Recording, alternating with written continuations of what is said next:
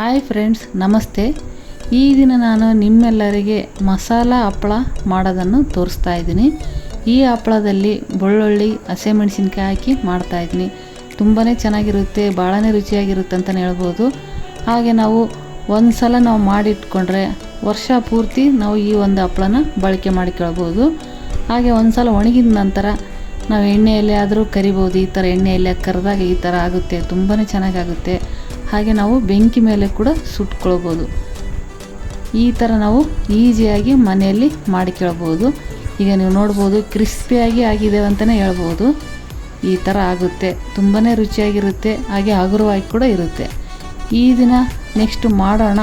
ಅದಕ್ಕಿಂತ ಮುಂಚೆ ಇದುವರೆಗೆ ನನ್ನ ಚಾನಲ್ಗೆ ಸಬ್ಸ್ಕ್ರೈಬ್ ಇಲ್ಲ ಅಂದರೆ ಸಬ್ಸ್ಕ್ರೈಬ್ ಮಾಡ್ಕೊಳ್ಳಿ. ಹಾಗೆ ಬೆಲ್ ಐಕನನ್ನು ಪ್ರೆಸ್ ಮಾಡಿ. ಈಗ ಮಾಡೋಣ. ನಾನು 2 ಥರದಲ್ಲಿ ಬೇಳೆ ತೊಗೊಂಡಿದ್ದೀನಿ. ಒಂದು ಹೆಸರು ಬೇಳೆ ಮತ್ತು ಇನ್ನೊಂದು ಉದ್ದಿನ ಬೇಳೆ ತೊಗೊಂಡಿದ್ದೀನಿ. ಹೆಸರು ಬೇಳೆನ ನಾನು 1 kg ತೊಗೊಂಡಿದ್ದೀನಿ ಹೆಸರು ಬೇಳೆ. ಹಾಗೆ 3/4 kg ಉದ್ದಿನ ಬೇಳೆ ತೊಗೊಂಡಿದ್ದೀನಿ. ಈ ಥರ ನಾನು ತೊಗೊಂಡಿದ್ದೀನಿ. ಇವೆರಡನ್ನ ಮಿಕ್ಸ್ ಮಾಡ್ಕೊಳ್ಳೋಣ. 2 ಮಿಕ್ಸ್ ಮಾಡ್ಕೊಂಡು ಹಿಟ್ಟು ಮಾಡಿಸ್ಕೊಳ್ಬೇಕಾಗುತ್ತೆ. ಇದು ಹಿಟ್ಟಿನ ಗಿರಣಿ ಇರುತ್ತಲ್ಲ, ಹಿಟ್ಟಿನ ಗಿರಣಿಯಲ್ಲಿ ಪೌಡರ್ ಥರ ನೈಸಾಗಿ ನಾವು ಮಾಡಿಕೊಳ್ಬೇಕಾಗುತ್ತೆ. ಆದಷ್ಟು ಹಿಟ್ಟು ಚೆನ್ನಾಗಿ ಹಿಟ್ಟು ಮಾಡಿಸ್ಕೊಳ್ಬೇಕಾಗುತ್ತೆ. ಈಗ ನಾನು ಹಿಟ್ಟಿನ ಗಿರಣಿಯಲ್ಲಿ ಕೊಟ್ಟು ಈ ಥರ ಹಿಟ್ಟು ಮಾಡಿಸ್ಕೊಂಡಿದ್ದೀನಿ. ಈಗ ಹಪ್ಪಳದ ಹಿಟ್ಟು ರೆಡಿಯಾಗಿದೆ. ನೆಕ್ಸ್ಟ್ ಈಗ ಹಪ್ಪಳ ಮಾಡೋದು ಹೇಗೆ ನೋಡೋಣ. ನಾನು ಇದೇ ಹಿಟ್ಟಿನಲ್ಲಿ 4 ಕಪ್ಪು ತೊಗೊತಾ ಇದ್ದೀನಿ ನಾನು ಹಿಟ್ಟು. ಯಾಕಂದರೆ ನಾವು ಹಪ್ಪಳ ಮಾಡೋ ಟೈಮ್ನಲ್ಲಿ ಹಿಟ್ಟನ್ನ ಯಾವುದೇ ಆಗಲಿ ಮೆಜರ್ ಮಾಡಿ ತೊಗೊಳ್ಳೋದು ಒಳ್ಳೆಯದು. ಈಗ 4 ಕಪ್ ಹಿಟ್ಟು ಹಾಕೊಳ್ಳೋಣ. 4 ಕಪ್ ಹಿಟ್ಟಿಗೆ ನಾನೀಗ ನೆಕ್ಸ್ಟ್ ಈಗ ನಾನು 2 ಟೀ ಸ್ಪೂನು ಅಡುಗೆ ಸೋಡಾ ಹಾಕ್ತಾಯಿದ್ದೀನಿ. ಈಗ ನೀವು ನೋಡ್ಬೋದು, ನಾನು ಟೀ ಸ್ಪೂನ್ ತೊಗೊಂಡಿದ್ದೀನಿ. 2 ಟೀ ಸ್ಪೂನು ಹಾಕ್ಕೊಳ್ತಾ ಇದ್ದೀನಿ. ಹಾಗೆ ನಾನು ಇನ್ನೊಂದೇನೆಂದರೆ ಹಪ್ಪಳದ ಖಾರ ಹಾಕ್ತಾಯಿಲ್ಲ, ಮನೆಯಲ್ಲಿರೋಂಥ ಅಡುಗೆ ಸೋಡಾ ಇರುತ್ತಲ್ಲ ಅದನ್ನೇ ನಾನು 2 ಟೀ ಸ್ಪೂನು ಹಾಕ್ಕೊಳ್ತಾ ಇದ್ದೀನಿ 4 ಕಪ್ ಹಿಟ್ಟಿಗೆ. ಹಾಗೆ ಖಾರ ನಮಗೆ ಎಷ್ಟು ಬೇಕಷ್ಟು ಹಾಕ್ಕೊಳ್ಬೋದು. ಸ್ವಲ್ಪ ಮೆಣಸಿನ್ಕಾಯಿ ಚಿಕ್ಕದಾಗಿರೋದ್ರಿಂದ ನಾನು 10 ಮೆಣಸಿನ್ಕಾಯಿ ತೊಗೊಂಡಿದ್ದೀನಿ. ಬೆಳ್ಳುಳ್ಳಿ ಹೆಸರು ಒಂದು 15 ಬೆಳ್ಳುಳ್ಳಿ ಹಾಕ್ತಾಯಿದ್ದೀನಿ. ಹಾಗೆ ರುಚಿಗೆ ತಕ್ಕಷ್ಟು ಉಪ್ಪು ಹಾಕ್ಕೊಳ್ಬೋದು. ನಾನು 2 ಟೀ ಸ್ಪೂನು ಉಪ್ಪು ಹಾಕ್ಕೊಳ್ತಾ ಇದ್ದೀನಿ. ಈಗ ನೀವು ನೋಡ್ಬೋದು, ಇದರಲ್ಲಿ ನಮಗೆ ಕೊತ್ತಂಬರಿ ಸೊಪ್ಪು ಕೂಡ ನಾವು ಹಾಕ್ಕೊಳ್ಬೋದು. ನಾನು ಹಾಕ್ತಾಯಿಲ್ಲ, ಹಾಗೆ ಮಾಡ್ತಾಯಿದ್ದೀನಿ. ನಿಮಗೆ ಬೇಕಂದ್ರೆ ಕೊತ್ತಂಬರಿ ಸೊಪ್ಪು ಆ್ಯಡ್ ಮಾಡ್ಕೊಳ್ಳಿ. ಸ್ವಲ್ಪ ನೀರು ಆ್ಯಡ್ ಮಾಡ್ಕೊಂಡು ರುಬ್ಬಿಟ್ಕೊಳ್ಳೋಣ. ಈಗ 1 ಕಪ್ಪಷ್ಟು ನೀರು ಬಿಸಿ ಮಾಡೋದಕ್ಕೆ ಇಟ್ಕೊಂಡಿದ್ದೀನಿ ನಾನು. ಈಗ ಬಿಸಿ ಆಗಿದೆ ನೀರು. ಏನು ರುಬ್ಬಿಟ್ಕೊಂಡಿದ್ದೀವಲ್ಲ ಅದನ್ನ ಇವಾಗ ಹಾಕ್ಕೊಳ್ಳೋಣ. ಪೂರ್ತಿಯಾಗಿ ಹಾಕ್ಕೊಂಡು ಒಂದು ಕುದಿ ಅಂತೀವಲ್ಲ, 1 ಕುದಿ ಬರೋವರೆಗೆ ಇದು ಬೇಯಿಸ್ಕೊಳ್ಳೋಣ. ಅಷ್ಟು ಸಾಕು, ಜಾಸ್ತಿ ಏನು ಬೇಯಿಸೋದು ಬೇಕಿಲ್ಲ, ಇಷ್ಟು ಸಾಕು. 1 ಕುದಿ ಬಂದ ತಕ್ಷಣ ಗ್ಯಾಸ್ ಆಫ್ ಮಾಡ್ಕೊಳ್ಳೋಣ. ಈಗ ನೀರನ್ನ ತೊಗೊಳ್ಳೋಣ. ಈಗ ನಾವೇನು ಅಡುಗೆ ಸೋಡಾ ಹಿಟ್ಟಿನೆಲ್ಲ ಹಾಕ್ಕೊಂಡು ಮಿಕ್ಸ್ ಮಾಡಿ ಇಟ್ಕೊಂಡಿದ್ದೀವಲ್ಲ ಆ ಹಿಟ್ಟಿಗೆ ಈಗ ಈ ಒಂದು ಮಸಾಲ ನೀರು ಹಾಕ್ಕೊಳ್ಳೋಣ. ನಾನು 1 ಕಪ್ ನೀರು ತೊಗೊಂಡಿದ್ದೀನಲ್ಲ, 1 ಕಪ್ ನೀರನ್ನ ಹಾಕ್ಕೊಳ್ತಾ ಇದ್ದೀನಿ. ಸ್ವಲ್ಪ 1 ಕಪ್ಪು ಮೇಲೆ ಒಂದು ಸ್ವಲ್ಪ ಆಗುತ್ತೆ, ಇಷ್ಟ ಆಗುತ್ತೆ. ಈಗ ಹಾಕ್ಕೊಳ್ಳೋಣ. ಇದು ಹಾಕ್ಕೊಂಡು ನಂತರ ನೆಕ್ಸ್ಟ್ ಈಗ ಚೆನ್ನಾಗಿದು ಮಿಕ್ಸ್ ಮಾಡ್ಕೊಂಡು ಗಟ್ಟಿಯಾಗಿ ನಾವು ಹಿಟ್ಟನ್ನ ಕಲಿಸ್ಕೊಳ್ಳೋಣ. ಇಷ್ಟು ನೀರು ಸಾಕಾಗುತ್ತೆ. ನಾವೇನು ನೀರು ಎಕ್ಸ್ಟ್ರಾ ಮತ್ತೇನು ಆ್ಯಡ್ ಮಾಡ್ತಾಯಿಲ್ಲ. 4 ಕಪ್ಪಿಗೆ 1 ಕಪ್ ನೀರು ಬೇಕಾಗುತ್ತೆ. ಈ ಥರ ಹಿಟ್ಟು ಕಲಿಸ್ಕೊಳ್ಬೇಕಾಗುತ್ತೆ. ಹಿಟ್ಟು ಕಲಿಸ್ಕೊಂಡ ನಂತರ ಒಂದು ಬಾಕ್ಸಿಗೆ ಒಂದು ಸ್ವಲ್ಪ ಸ್ಟೀಲ್ ಬಾಕ್ಸ್ ತೊಗೊಂಡಿದ್ದೀನಿ. ಸ್ವಲ್ಪ ತುಪ್ಪ ಹಚ್ಕೊಂಡು ಈಗ ಇದರಲ್ಲಿ ಇಟ್ಕೊಳ್ಳೋಣ. ಬಾಕ್ಸ್ನಲ್ಲಿ ಇಟ್ಕೊಂಡು ಈ ಥರ ಮುಚ್ಚಿ ನಾವು ನೆನೆಸೋದಕ್ಕೆ ಒಂದು 10ರಿಂದ 15 ಗಂಟೆ ನೆನೆಸೋದಕ್ಕೆ ಇಟ್ಕೊಳ್ಳೋಣ, ಅಥವಾ ಓವರ್ನೈಟ್ ಇಟ್ಕೊಳ್ಬೋದು. ಈಗ ನಾನು ಒಂದು 15 ಗಂಟೆ ನೆನೆಸಿಟ್ಕೊಂಡಿದ್ದೀನಿ.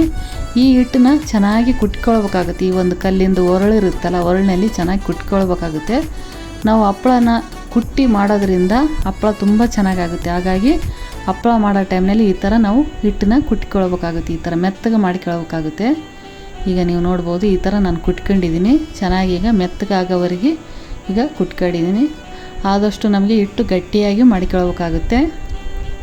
ಈ ಥರ ನಾನು ಕುಟ್ಟಿಕೊಂಡ ನಂತರ ಈ ಥರ ಆಗಿದೆ. ಇನ್ನು ಉಳಿದಿರೋಂಥ ಹಿಟ್ಟನ್ನ ಈ ಥರ ಕುಟ್ಟಿಟ್ಕೊಳ್ಳೋಣ. ಎಲ್ಲ ಸ್ವಲ್ಪ ಟೈಮ್ ತೊಗೊತೈತೆ, ಆದರೆ ಹಪ್ಪಳ ತುಂಬಾ ಚೆನ್ನಾಗಾಗುತ್ತೆ ಈ ಥರ ಕುಟ್ಟಿ ಮಾಡೋದ್ರಿಂದ.